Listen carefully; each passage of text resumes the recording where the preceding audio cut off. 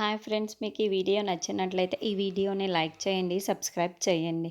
నయని ఎప్పుడెప్పుడు ఇంటికి తిరిగి వస్తుందా అని ఫ్యామిలీ మెంబర్స్ అందరూ కూడా ఎదురు చూస్తూ ఉంటారు. అప్పుడే నయని బాధగా గేటు దగ్గర నుంచి లోపలికి వస్తూ ఉంటుంది. బయటే అందరూ వెయిట్ చేస్తూ ఉంటారు. అదిగో నయని చెల్లి వచ్చేస్తుంది అని హాసిని చాలా సంతోషంగా చెబుతూ ఉంటుంది.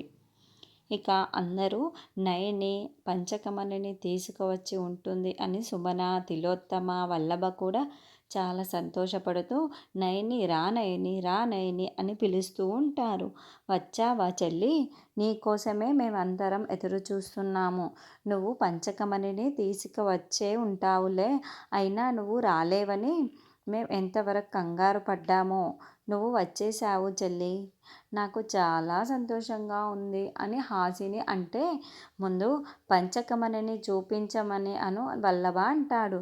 చూపించు చెల్లి, వీళ్ళకి పంచకమని చూపించాలంట. చూపించు, నువ్వు తీసుకువచ్చావని వీళ్ళకు కూడా తెలియాలి కదా అని హాసిని అంటుంది.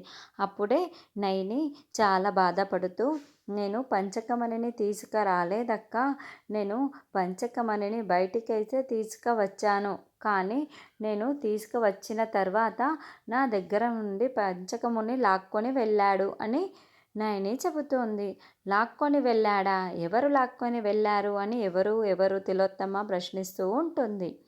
గజగండ గజగండ నా దగ్గరున్న పంచకమ లాక్కొని పోయాడు అని నయని చెబుతూ ఉంటుంది. నయని మాటలు విన్న విశాల్ ఒక్కసారిగా కుప్పకూలిపోతాడు. బ్రో విక్రాంత్ బాబుగారు నయని విశాల్ని చూసి చాలా బాధపడుతూ ఉంటారు.